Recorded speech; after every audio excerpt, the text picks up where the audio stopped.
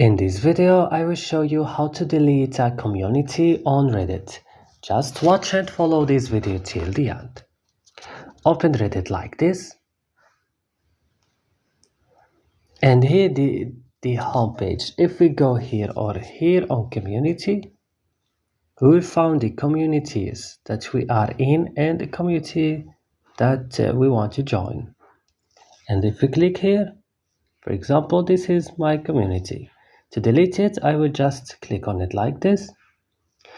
And then you have to go and click here on these three dots. And after that, what you have to do, just go and click leave this. And that's all, guys. Don't forget to like and subscribe. See you in another tutorial.